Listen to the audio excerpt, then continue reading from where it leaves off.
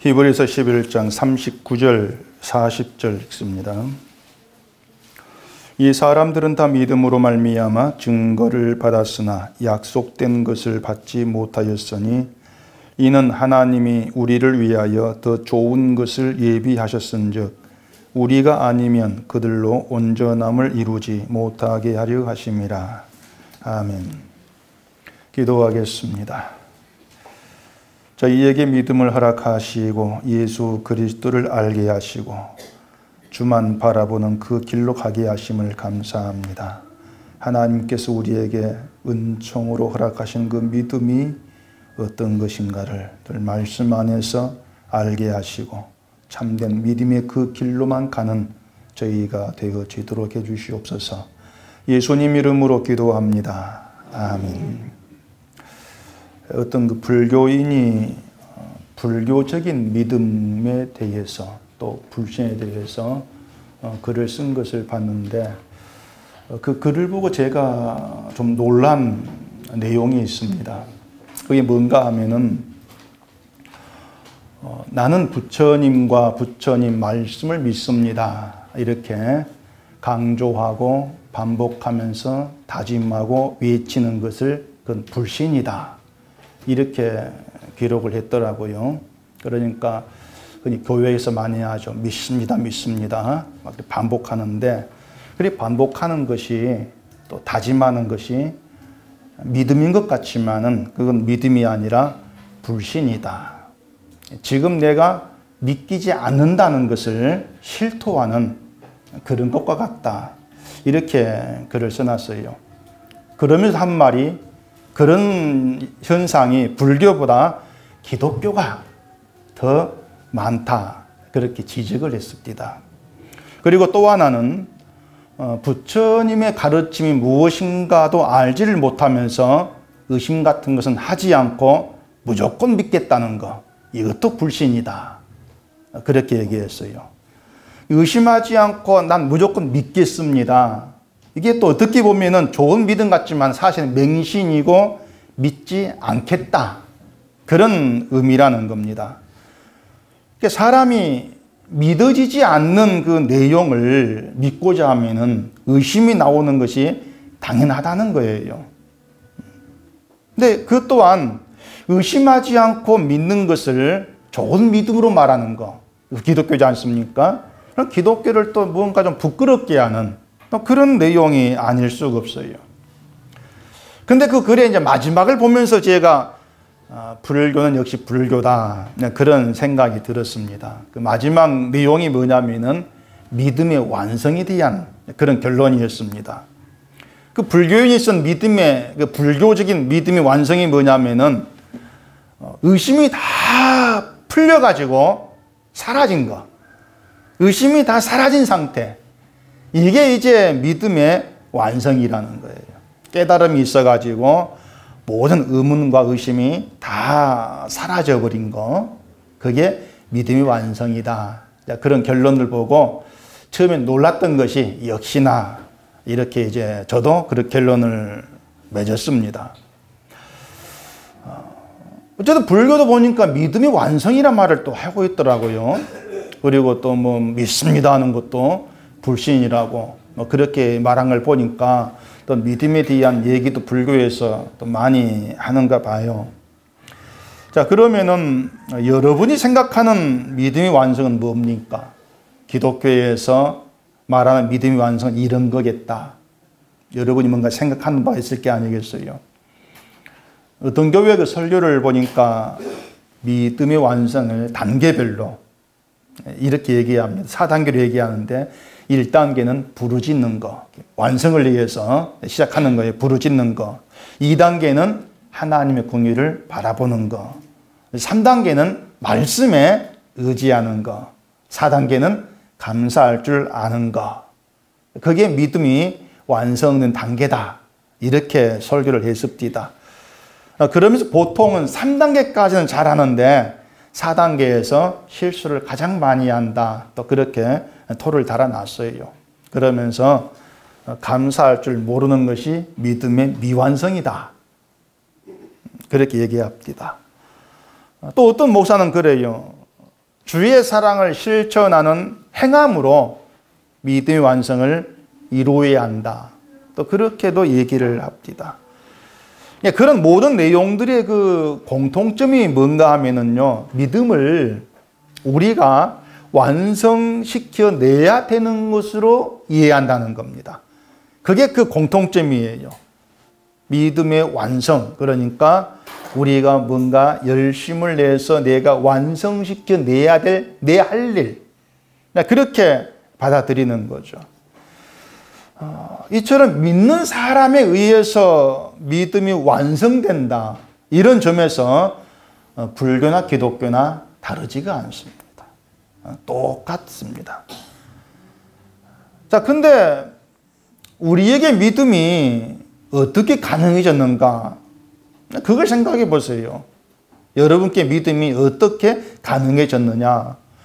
그건 하나님께서 여러분께 믿음을 주셨기 때문에 가능해진 겁니다. 예당초부터 믿음은 나로부터 시작되지를 않았어요. 나로부터가 아니고 하나님께서 믿음을 주셔서 내가 예수를 믿게 되어진 것이죠. 시작부터가 하나님이시고 완성도 하나님이시라는 얘기입니다. 그걸 여러분들이 좀 잘 이해를 하셔야 됩니다.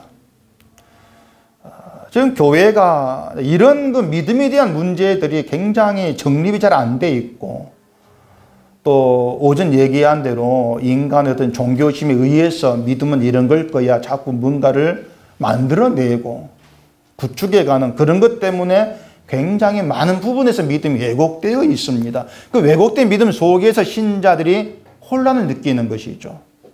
이건 왜 이럴까? 저건 왜 그럴까? 그런 모습을 많이 보게 되어지는 거예요. 근데 그 원인은 다시 말하지만 믿음의 시작을 자꾸 나로부터 하려고 하기 때문에 그 혼란에서 벗어나지를 못한다는 겁니다. 제가 다시 말씀을 드리지만 믿음은 우리의 가능치가 않습니다. 하나님께서 선물로 주셨기 때문에 믿음이 가능해진 것이고 예수를 믿게 되어진 것이에요. 내가 시작한 믿음이 아니기 때문에 어떤 믿음을 완성시킨다? 그런 부분도 우리의 문제가 아니라는 것. 일단 여러분이 그것을 생각을 하셔야 돼요. 믿음의 완성 이렇게 얘기하니까 어떤 믿음이 또 미완성이 있다는 것처럼 생각될 수가 있는데 믿음의 미완성이 있을까요? 미완성된 믿음. 하나님께서 믿음을 주셨는데 그 믿음이 뭔가 부족하다거나 미완성된 믿음이라거나 그럴 수가 없는 것입니다. 하나님께서 주신 믿음이라면 그 믿음은 그것으로 완벽하죠. 부족함이 없는 믿음이겠죠. 뭔가 미완성된 믿음을 주시고 나머지는 네가 채워 넣어서 완성시켜라. 이러한 게 있을 수가 없지 않습니까? 만약 하나님 우리에게 네가 믿음을 채워 넣어서 완성시켜 이렇게 말씀했다면 그것은 우리가 믿음을 완성시킬 수 있는 자질이 있다 이런 의미가 되는 겁니다. 그러니까 완성시키 이렇게 말씀이 나오는 것이죠. 만약 우리에게 어떤 믿음을 완성시키고 만드는 자질이 있다면 하나님께서 믿음을 줄 이유가 없는 거예요. 그냥 믿으라 하면 되는 것이죠. 우리 믿으면 되는 것이고. 근데 제가 몇 번이고 말씀을 드린 것처럼 하나님이 믿음을 은총의 선물로 줬다 그 자체가 뭔가 하면은 우리에게 믿음이 절대 가능치가 않기 때문에 선물로 주어져서 믿음의 길로 가게 만들어낸 것이다. 늘 그 점을 여러분이 잘 세워두셔야 된단 말이죠. 그게 헷갈리면은 우리 믿음에 대해서 온전히 어떤 이해로 나갈 수가 없는 거예요. 그래서 믿음은요, 우리를 구원하기에 부족함이 없는 것이고 우리가 채워야 될 것도 없는 겁니다. 그게 믿음인 거예요. 근데 대개들 보면은 자기의 믿음을 좀 부족하다고 생각을 하죠. 나는 믿음이 부족해. 이리 생각을 합니다. 내 믿음 완성된 믿음이다. 그런 생각들을 잘 하려고 하지를 않아요. 왜 그런가 하면은 자기를 보니까 그런 겁니다. 늘 나를 바라보니까 내 이런 모습은 믿음이 좀 덜 된 거, 부족한 거 그런 생각들을 하지 않을 수가 없는 거예요. 근데 믿음은요, 나로 하여금 예수님을 보게 합니다. 예수를 보게 하는 것이지 나를 보게 하지를 않아요. 나를 바라보면서 넌 이런 일이 있으니까 믿음이 좋아, 그렇게 나를 확인시키는 것이 믿음이 아니라는 얘기입니다. 근데 늘 나를 바라보기 때문에 열심히 없는 게 보이고 죄만 짓는 게 보이고, 그걸 뭐 하다 보니까 뭔가 믿음이 없는 것처럼 보이고 부족한 것처럼 보이고, 늘 그런 불안과 혼란과 염려에서 묻혀버리는 거죠. 그러니까 그런 것들이 믿음을 잘못 생각하는 거예요. 그래서 오늘은 믿음의 완성에 대해서 같이 생각해 보려고 합니다. 히브리서 11장은 대개 믿음의 장 이렇게들 부르죠. 그리고 11장에 여러 인물들이 언급되면서 그들의 믿음으로 세상에서 어떤 사람으로 존재했던가 여기에 대해 얘기를 합니다. 여기서 주의할 것은요, 이 11장에 나오는 이 사람들이 믿음으로 어떻게 살았느냐, 거기에 초점을 두지 마시고 하나님께서 믿음으로 그들을 어떤 길로 인도했느냐, 거기에 초점을 두시라는 얘기입니다. 만약에 이 사람들이 믿음을 이렇게 살았구나, 그렇게 방향으로 나가게 되면은 그건 교훈이 돼버리는 거예요. 이 사람이 이렇게 믿음을 살았으니까 우리도 믿음을 이렇게 살자, 그게 교훈이거든요. 그게 성경을 잘못 해석한 전형적인 오류입니다. 믿음의 주체는 우리가 아니에요. 우리가 어떤 믿음을 가지고 이렇게 하고 저렇게 하고 그런 게 믿음이 아니고, 믿음이 우리를 다스립니다. 우리를 다스리면서 하나님이 기뻐하는 진리의 길로 가게 만들어내는 겁니다. 믿음이. 내가 뭔가를 하는 그런 힘이 아니고. 자, 예를 들어서 그 11장에 나오는 믿음의 인물들에게서요, 지금의 기독교인들이 생각하는 복의 길로 간 사람이 있는가를 보세요. 아무도 없습니다. 복 받는 길. 그 길로 간 사람이 아무도 없어요. 23절부터 볼까요? 믿음으로 모세가 났을 때에 그 부모가 아름다운 아이임을 보고 석 달 동안 숨겨 왕의 명령을 무서워하지 아니하였으며, 믿음으로 모세는 장성하여 바로의 공주의 아들이라 칭함받기를 거절하고 도리어 하나님의 백성과 함께 고난받기를 잠시 죄악의 낙을 누리는 것보다 더 좋아하고, 그리스도를 위하여 받는 수모를 애굽의 모든 보화보다 더 큰 재물로 여겼으니 이는 상 주심을 바라봅니다. 자, 모세에 대한 이야기입니다. 자, 믿음으로 모세가 났을 때 일이 시작하거든요. 근데 이 말 그대로 풀이하면은 모세가 세상에 태어날 때 믿음으로 태어났다 이 말입니다. 믿음으로. 그게 말이 안 되잖아요. 세상 태어날 때에 믿음으로 난 사람이 어디 있습니까? 여러분은 믿음으로 태어났습니까? 난 태어날 거야 믿사오니 그렇게 태어났어요. 난 언제 어느 때 어느 부모 밑에서 난 태어날 것을 믿습니다. 이런 식으로 태어난 사람이 없잖아요. 그래, 믿음으로 모세가 났다고 하는 것은 무슨 모세가 믿음을 가지고 태어났다 이런 의미가 아니고요. 모세는 날 때부터 믿음을 나타내고 증거하기 위한 도구로 났다 그 뜻입니다. 믿음 안에서. 하나님의 그 믿음 안에서 났다고 하는 거예요. 믿음을 위해서. 이처럼 믿음을 위해서 난 그 사람이 모세이기 때문에 모세의 모든 삶을 믿음을 증거하는, 믿음을 보여주는 그런 길로 인도될 수밖에 없는 겁니다. 그것이 모세가 장성했을 때에 바로의 공주 아들의 칭함받기를 거절하고 하나님 백성 고난받기를 좋아한 거, 이렇게 지금 얘기를 하고 있습니다. 또 그리스도를 위하여 받는 수모를 애국의 모든 보화보다 더 큰 재물로 여겼다. 그게 모세였다. 그렇게 얘기를 하죠. 근데 여러분 아다시피 구약 성경 보면은 이 말이 사실이 아니거든요. 그렇잖아요. 자, 모세가 바로의 궁을 떠날 때에 이유가 뭐였습니까? 모세가 뭐 공주 아들을 사기 싫어 이렇게 떠난 거예요? 아니잖아요. 자기 동족을 때리는 그 애굽 사람을 죽인 일이 발각이 되어가지고 도망을 친 게 모세였습니다. 또 모세가 그리스도를 위해서 수모를 받았다. 이렇게 말할 만한 부분도 없어요. 그런데 히브리서 기자는 왜 모세를 그렇게 얘기하냐 그 말입니다. 마치 모세의 약점을 감추고 믿음의 위인으로 포장하는 것처럼 그렇게 모세를 지금 얘기하고 있지 않습니까? 일단 성경은 사람에게 관심이 없어요. 그걸 아셔야 돼요. 사람이 관심을 안 둡니다. 또 성경은 어떤 사실을 증거하는 것, 그게 또 목적도 아니에요. 모세를 어떻게 얘기해 줄까? 그게 성경 관심이 아니라는 얘기입니다. 하나님께서 믿음으로 자기 백성을 어떻게 어떤 길로 끌어가시느냐, 이게 관심거리예요. 그래서 모세가 궁에서 도망치게 된 것을 가지고 그것을 바로의 공주 아들로 칭함받기보다 하나님 백성과 고난받기를 좋아한 것, 그렇게 얘기하고 있는 겁니다. 그게 믿음의 길이야, 그렇게 얘기하는 거예요. 아니 모세가 실제 그렇게 하지 않지 않습니까? 그건 덮으란 얘기죠. 믿음이라면은 바로의 공주 아들, 그 영화를 누리는 그것보다도 하나님 백성과 고난받는 걸 더 좋아한다. 그 길로 갈 수밖에 없다고 하는 것입니다. 그걸 얘기하고 있는 것이죠. 그것이 믿음이 하나님 백성 이끌어가는 길이라고 하는 것이에요. 그렇다면은 고난받기보다도 바로의 공주의 아들이라는 부와 권력을 얻고자 하는 것은 믿음이 아니다. 이런 의미가 되겠죠. 그게 결국 뭐겠습니까?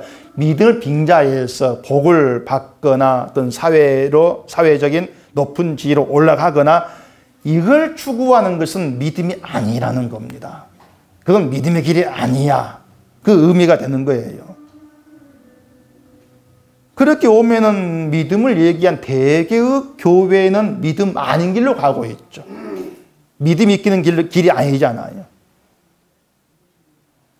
그 11장에 나오는 믿음의 사람은 아벨부터 시작해가지고 31절 라합까지 이어집니다. 그리고 32절에서는 기드온, 바락, 삼손, 입다, 다윗, 사무엘, 선지자를 얘기하면서 이들 모두의 일을 얘기하려면 시간이 부족하다. 이렇게 하면서 잘라버려요. 이걸 보면 히브리 기자는요, 믿음의 시각에서 이스라엘 전체를 지금 바라보고 있다고 할 수가 있는 겁니다. 믿음의 시각에서. 이처럼 믿음의 길로 갔던 사람들은 믿음에서 승리하기도 했지만은 고난을 받기도 해요. 그게 36절부터 나옵니다. 또 어떤 이들은 조롱과 채찍질 뿐 아니라 결박과 옥에 갇히는 시련도 받았으며 돌로 치는 것과 톱으로 켜는 것과 시험과 칼로 죽임을 당하고 양과 염소의 가죽을 입고 유리하여 궁핍과 환난과 학대를 받았으니 이런 사람은 세상이 감당하지 못하느니라. 그들이 광야와 산과 동굴과 토굴에 유리하였느니라. 이게 믿음이라는 겁니다. 그러니까 믿음으로 인해서 돌 맞아 죽고 톱으로 켜 죽고 그런 사람이 있어요. 그리고 궁핍과 환난, 학대를 받기도 하고 광야와 산과 동굴과 토굴에 유리하다. 이게 믿음의 길이었다 이렇게 얘기하죠. 자, 보시면 아무리 믿음 때문이라지만은 이런 사람은 누가 원하겠습니까? 아무도 원하지 않지 않습니까? 그러니까 이 믿음이라고 하는 게 믿음이 아닌 세상 시각에 보면은 실패의 삶이에요. 죽고 고난받고 환난당하고 그런데도 하나님은 도와주지도 않고 해결하지도 않고 그냥 당하지 않습니까? 그러니 마치 믿음이라고 하는 게 쓸데없는 것처럼 보이기도 하고 괜한 짓처럼 보이기도 하는 것, 그게 지금의 현실이라고 말입니다. 이러한 믿음이 우리에게 가능하다면은 그것은 결국은 그 믿음으로 우리를 하나님께서 붙들고 있기 때문이다는 그런 결론이 가능해진다는 얘기입니다. 그 믿음이 우리로 하여금 세상을 보는 것이 아니고 하나님을 바라보게 하고 예수를 바라보게 하고 그 예수 그리스도의 전부임을 알게 하고, 그렇기 때문에 돌 맞아 죽고 톱으로 켜 죽고 고난과 환난의 길을 간다 할지라도 기꺼이 그 길로 순종하게 되어지더라. 그게 믿음의 세계다. 그러니까 믿음 우리를 그런 세계로 붙잡아 넣고 그렇게 다스려 간다고 하는 것이죠. 결국 우리가 쉽게 믿음 얘기하지만 믿음은 그런 내용을 담고 있는 겁니다. 그런 세계를 담고 있는 거예요. 그러면서 이 세상이 아니라 하나님의 나라를 지향하게 만들어가는 것이죠. 그러니까 이런 모든 내용들을 우리가 다 보면은 지금의 기독교 신앙은 이러한 믿음의 본질과 속성들을 다 버리고 외면해버렸다. 그렇게 볼 수밖에 없는 거예요. 그래서 인기 있는 어떤 그 성경 내용들이 사람들이 많이 몰리지 않습니다. 그런 걸 듣기를 원하고 말이죠. 믿음으로 살면 형통하고 잘 된다 이런 말들. 근데 그건 성경이 말하는 믿음이 결코 될 수가 없는 거예요. 믿음이 고난의 길이라고 하는 것은 예수님 십자가로 증거되었고 드러난 것입니다. 예수님이 하나님 뜻 온전히 순종했잖아요. 근데 가시는 길이 죽음이었습니다. 예수님 죽으실 때 하나님 도우신 거 있습니까? 그냥 놔두시고 죽게 하시는 것이 하나님 도우시며 함께 하심이었습니다. 그런 것들이 믿음의 세계라는 거. 그걸 주지한다면 어떤 믿음을 가지고 내 문제를 해결해 보겠다고 하는 그러한 모든 것들 자체가 결국 믿음 밖의 얘기라는 것을 얼마나 우리는 알 수가 있는 거예요. 그러니까 그 죽으신 예수 십자가 앞에서 예수 믿으면 잘 된다. 이런 말들은 아예 예수를 믿지 않기로 작정했다는 그것과 다를 바가 없는 것입니다. 그래서 믿음으로 산다는 것은 굉장히 어려운 문제죠. 힘든 문제예요. 우리 힘으로 안 되는 그게 믿음의 일이라는 얘기입니다. 항상 내게 관심을 두고 있는 우리가 이 땅에 낮아지고 실패하고 고난받고 조롱받는 그 길로 가려고 하겠습니까? 믿음이 이끌려가는 것이죠. 그렇기 때문에 우리 힘으로 믿음 완성 이룰 수가 없는 거예요. 절대 안 되는 겁니다. 39절 보시면은 이 사람들은 다 믿음으로 말미암아 증거를 받았으나 약속된 것을 받지 못하였으니, 믿음으로 말미암아 증거를 받았다고 하는 것은 믿음에 의해서 이 사람들이 다 믿음의 길로 갔다는 그 인정을 받았다 그 뜻입니다. 근데 한 가지가 있죠. 약속된 걸 받지를 못했다. 톱으로 켜 죽고 돌에 맞아 죽고 환난과 궁핍과 곤고 다 당하면서 믿음의 길로 갔는데 얼마 인정될 만한 믿음인데 근데 딱 한 가지 약속된 걸 받지를 못했어. 그렇게 얘기하고 있는 거예요. 자, 믿음의 사람들이 갔던 그 길은 우리가 흉내도 내지 못할 정도로 대단합니다. 엄청난 믿음의 길이었죠. 정말 어떤 믿음이나 굳거나 확신이 없으면은 누구도 그 길로 가려고 하지를 않았을 거란 말입니다. 그만큼 그들에게서 증거된 믿음 대단한 것입니다. 엄청난 것이죠. 그것만 보면은 그들 믿음은 정말 완성된 믿음이라 이렇게 할 수 있을 것 같은데 결정적으로 약속된 걸 받지를 못해 이렇게 얘기해 버려요. 톱으로 켜 죽고 막 돌 맞아 죽고 유리하고 돌 살고 그런 어떤 정말 믿음다운 삶을 살았다 할지라도 그걸 가지고 믿음의 완성이다. 그렇게 말하지를 않겠다는 겁니다. 왜? 약속된 걸 받지를 못했으니까. 약속된 걸 받지를 못한 믿음이기 때문에 그 믿음을 언제나 할 수 없는 것이고 완성의 믿음이라고 할 수가 없다는 거예요. 무슨 말 이해가 되시겠습니까? 다시 말씀드리면은 이 11장에 등장한 믿음의 사람들은 믿음에 대해서만큼은 정말 대단한 모습을 보여준 사람들이에요. 믿음 때문에 고난과 죽음을 한 길로 갔습니다. 그것만 딱 보면 그들 믿음 정말 부족함이 없어요. 고난받고 순교까지 한 그런 믿음인데 더 나은 믿음이 뭐가 있겠습니까? 만약 믿음이 거기에서 끝났다면 우리 믿음도 아닌 게 돼버려요. 근데 약속된 걸 받지 못했다. 그 말이 이어서 나온다는 얘기입니다. 이 말은 약속된 걸 받아야 완성이다. 믿음이 완성이다. 온전한 믿음이 그 뜻이죠. 완성된 걸 받아야. 약속된 걸 받아야. 그럼 약속된 게 뭐겠습니까? 뭐 눈치 채신 분이 많겠죠. 40절 보십시다. 이는 하나님이 우리를 위하여 더 좋은 것을 예비하셨은즉 우리가 아니면 그들로 온전함을 이루지 못하게 하려 하심이라. 자, 하나님이 우리를 위해 예비하신 더 좋은 것, 그리스도입니다. 예수 그리스도가 하나님 예비한 더 좋은 것이죠. 그보다 좋은 건 있을 수가 없죠. 그리고 뒤에 나오는 우리가 아니면 그들로 온전함을 이루지 못하게 하려 하심이라. 이게 무슨 말인가 하면은요, 만약 구약의 그 믿음의 사람들의 믿음을, 그 고난받고 한 것을 온전한 믿음, 완성된 믿음 이렇게 얘기한다면은 약속된 걸 받지 못한 상태에서 믿음이 완전히 가능하다 이 뜻이 되어버립니다. 그렇다면 약속된 걸 받을 이유가 없죠. 이미 완성된 믿음이니까. 하나님 약속한 그리스도 오실 필요가 없다 그 뜻입니다. 믿음의 사람처럼 구약처럼 고난받고 순교하면 되니까. 근데 성경은요, 약속된 걸 받지 못하고서는 완성된 믿음이라고 할 수 없다는 거예요. 결국에 믿음의 완성이 뭐냐면은 그 완성자로 오신 예수 그리스도 안에서 가능한 것이라고 말입니다. 완성이라고 하는 것이 어떤 내 행함이나 내가 고난받고 뭐 죽임당하고 이런 문제가 아니고 예수 그리스도로 인해서 믿음 완성된 거란 얘기죠.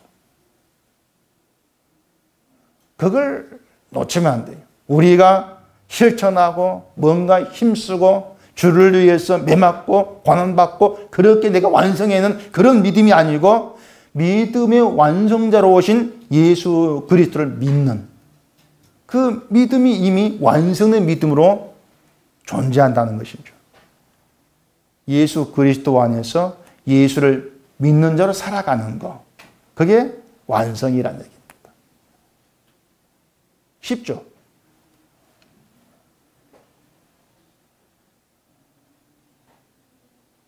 아무것도 한 것이 없어도 완성된 믿음이라 할 수 있습니까? 그런 생각은 이제 하지를 마세요. 앞에서 말씀드린 것처럼 약속된 더 좋은 것, 예수 그리스도로 믿음은 완성되었다. 그게 성경이 말씀하고 있는 거예요. 그러니까 저와 여러분들은 이미 완성된 믿음이 있다는 것입니다. 만약에 믿음이 부족하다, 어떤 이런 생각이 된다면 그건 여러분 생각입니다. 여러분이 예수를 보는 것이 아니라 나를 보기 때문에 뭐 그런 생각에 빠지게 되는 거예요. 그러다 보니까 부족하다고 여겨지는 그 믿음을 좀 더 낫게 만들기 위해서 뭔가 행하는 게 있어야 돼. 이런 생각을 또 갖게 되지 않습니까? 근데 하나님은 아니에요. 우리에게 말씀하시는 것은 하나님 주신 더 좋은 것, 예수 그리스도, 그 주님만 바라보라. 그게 완성 안에 있는 거야. 그게 하나님의 말씀이죠. 고난, 그래 좋고, 순교, 좋고 다 좋은데 더 좋은 것은 예수 그리스도다. 왜냐하면 천국은요, 내 고난, 내 순교로 들어가는 것이 아니라 예수님의 죽으심과 부활로 들어가 천국이기 때문에 그런 것입니다. 우리가 평생도록 고난받고 마지막에 내 목숨 내어놓고 순교했다 할지라도 그걸로 천국 들어가는 게 아니거든요. 예수님으로 들어가니까. 그러니까 더 좋은 게 예수 그리스도야. 그래서 예수를 믿는 것이 믿음의 완성 속에 있는 것. 그런 뜻이죠. 제가 이걸 쉽죠 이렇게 말씀을 드렸는데 안 쉽습니다. 사실은요. 왜 안 쉽냐면은 늘 얘기한 것처럼 우리 종교심이 자꾸 반발을 해요. 종교심이라는 거는 게. 뭔가 자꾸 행하는 게 있어야만 믿음 같이 보이거든요. 그러다 보니까 내가 주를 바라보는 게 믿음 완성 그래버리면 그럼 나는 내가 뭘 하지? 늘 어떤 그런 의심에 붙들려 버리는 겁니다. 그것 때문에 어렵습니다. 어렵다는 얘기는 그 주를 바라보고 완성 속에 살게 하는 것도 하나님 하신 일이라고 말이죠. 주의 은혜일 뿐이다. 그래서 우리가 뭔가 이룰 건 없는 것이고, 어전 얘기한 것처럼 할 말이 없어진다. 믿음이 앞에서 할 말이 없어지고 그저 감사할 수밖에 없는 것. 그게 우리가 보일 수 있는 것밖에, 보일 수 있는 전부란 말이죠. 그런 이렇게 생각해 봅시다. 자, 믿음 완성되었습니다. 예수 안에 믿음 완성되었고 내가 채워야 될 것도 없으니까 우린 그냥 나 예수 믿어 그러면서 내 말대로 살면 또 되겠냐, 또 이런 생각도 할 수가 있죠. 331페이지 데살로니가전서 3장 한번 찾아보십시오. 데살로니가전서 3장 9절. 우리가 우리 하나님 앞에서 너희로 말미암아 모든 기쁨으로 기뻐하니 너희를 위하여 능히 어떠한 감사로 하나님께 보답할까 주야로 심히 간구함은 너희 얼굴을 보고 너희 믿음이 부족한 것을 보충하게 하려 함이라. 이런 구절이 있습니다. 믿음이 부족한 것을 보충하게 하려 함이라. 이런 구절을요, 해석을 잘 하셔야 돼요. 자, 이건 사도가 데살로니가 교회를 위해 기도한 내용입니다. 바울이 주야로 심히 간구하는데 그 기도 내용이 뭐냐면은 그 데살로니가 교회 신자들 얼굴을 보고 그들 믿음이 부족한 것을 보충하게 하는 거, 그걸 위해서 심히 간구한다는 거예요. 얼굴을 본다는 건 만난다 그 뜻입니다. 그들을 만나서 그들의 부족한 믿음을 채워줄 수 있게 해달라. 그게 사도의 기도였습니다. 그러니까 이런 내용들이 마치 부족한 믿음을 채워서 완전하게 만드는 그런 것처럼 들릴 수가 있는 거예요. 그렇게 되어지면은 부족하고 미완성의 믿음을 완성해 간다, 이 말이 맞게 되지 않습니까? 그러면 성경의 앞뒤가 또 연결이 안 되고 뒤틀려 버립니다. 믿음의 완성은 그리스도로 하겠고 믿음은 예수 그리스도 바라보게 한다겠습니다. 완성된 믿음 안에서. 자, 신자가, 저와 여러분이 세상을 살아가면서 어떤 순간에도 예수님만 바라볼 수가 있다면요, 그 믿음 말 그대로 부유해질 수가 있습니다. 그렇죠? 믿음이 부유하다고 하는 것은 어떤 형편과 처지에서도 나의 전부가 되신 예수님으로 족하다 그 뜻이에요. 그게 믿음의 부유입니다. 근데 우리에게 믿음이 주어졌고 믿음으로 이끌림 받고 살아가는데 우리가 그렇게 부유한 믿음으로 살아가고 있냐고 하는 거죠. 예수만 바라보면서. 그렇게 못하잖아요. 항상 세상이 보이고 세상 것으로 염려하고 불안해하고 그렇게 살아가지 않습니까? 어려운 일이 있으면은 마음이 흔들리면서 염려가 가득해지지 않습니까? 이건 분명히 부족한 믿음이에요. 근데 믿음이 부족하다 이 뜻이 아니고요, 우리가 믿음이 이끌려서 온전히 주만 바라보지를 못한다 그 뜻입니다.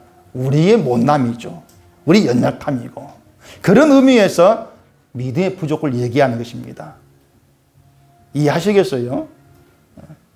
그렇기 때문에 우리는 늘 말씀으로 권면을 받아야 되고 그 믿음이 주를 바라보는, 늘 그 길로 가기를 힘쓸 수밖에 없는 거예요. 기도하면서 나를 주께 맡기면서 그 믿음의 길을 가게 해달라고. 그게 우리의 심정이 돼야 되겠죠. 우리가 주를 바라보지 못하고 이 땅을 바라보고 염려에 처해 있는데 믿음 완성되면 괜찮아, 그건 아닌 거란 얘기입니다. 나를 믿음의 완성 속에 집어넣으셨고 주만 바라보는 자리에 나를 밀어 넣으셨는데 나는 늘 이 땅을 바라보고 주만 바라보지를 못해. 이게 내 연약함이야. 어떻게 할까? 주께 나를 맡기는 거죠. 말씀으로 권면을 받으면서 내 갈 길은 주님 가신 그 길밖에 없습니다. 나를 확인하면서 그렇게 힘쓰는 길로 가게 되어지는 것이 바로 신자라는 얘기입니다. 믿음이 이끌리면서. 때문에 우리는 늘 말씀으로 권면을 받아야 돼요. 고면을 받고 내가 누구인가 확인하면서 주께 붙들리는 게 얼마나 복된 것인가를 알아가면서 내가 죽고 언제 매기를 원하는 늘 그런 소망으로 살아가는 것이죠. 그런 의미에서 믿음의 부족을 얘기하는 것이고 보충한다는 것도 바울이 데살로니가 교회 성도를 만나서 고난과 환난 우리 함께 하시는 예수를 전함으로 그들로 하여금 주만 더 바라보도록 돕겠다는 겁니다. 그런 의미의 보충이에요. 그걸 위해서 심히 주야로 당부했다는 것이죠. 하나님이 준 믿음이 부족해서 우리가 주를 바라보지 못하는 거 아닙니다. 우리 안에 여전히 나를 향한 욕망이 살아있고 그 욕망에 의해서 하나님 나를 소망하는 내가 연약한 존재죠. 부족한 존재이고. 그래서 믿음이 보충된다는 것은 무슨 배터리 충전처럼 막 힘을 내게 한다는 그런 의미가 아니고요. 더 깊이 주님의 은혜를 알아가게 하고 주만 바라보듯 만들어가는 거예요. 그게 보충이라는 얘기죠. 의미죠. 그게 우리가 늘 살아가는 믿음의 현장이 돼야 돼요. 여러분의 믿음을 주께 부탁드리면서 그 믿음으로 주를 바라보는 것이 내 힘이 아니라는 것. 늘 실감해 가면서 예수로 인해 구원받는 그 기쁜 감정에 머물기를 원하는 것. 늘 그런 쪽에 어떤 힘씀이 있어야 되죠. 소원이 있어야 되고.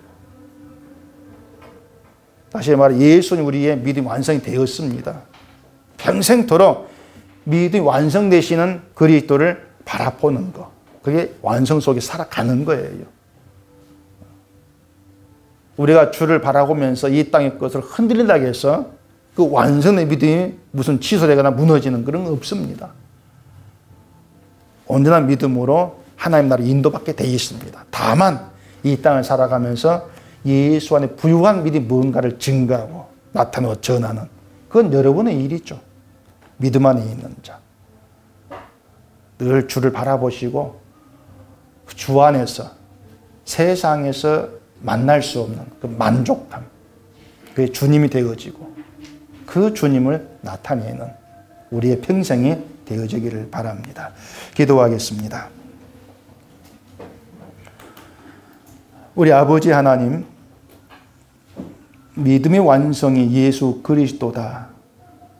그 복된 말씀이 이 시간 우리의 심령에 자리하게 하시고 그 말씀에 붙들려서 나를 보는 것이 아니고 주만 보고 사랑하는 저희가 되게 해주시옵기를 원합니다.